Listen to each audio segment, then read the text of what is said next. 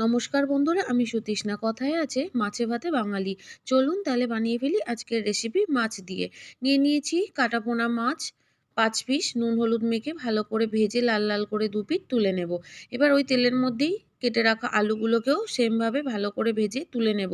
সামান্য নুন ও আলুটা ভাজার সময় দিয়েছিলাম। ভাজা হয়ে গেছে, তুলে নিয়ে দিয়ে দিলাম ফুলকপি বড় বড় করে কেটে রাখা। একটু ঢাকা দিয়ে রেখেছি আস্তে আঁচে। তারপর ঢাকনা খুলে লাল লাল করে ভেজে তুলে নেব।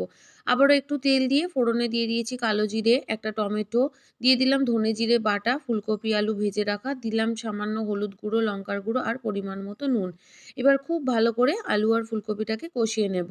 কষিয়ে নেওয়া হয়ে গেলে দিয়ে দেব পরিমাণ মতো জল, দিয়ে একটু নাড়াচাড়া করে নিয়ে আবারও ঢাকা দিয়ে দেবো যাতে আলু আর ফুলকপিটা পুরোপুরি সেদ্ধ হয়ে যায়। ঢাকা খুলে ভেজে রাখা মাছগুলো দিয়ে আবারও ২-৩ মিনিট ফুটিয়ে নিলেই তৈরি লাল লাল ঝাল ঝাল ফুলকপি আলু দিয়ে মাছের ঝোল। ভালো লাগলে লাইক, শেয়ার, সাবস্ক্রাইব করে পাশে থাকবেন।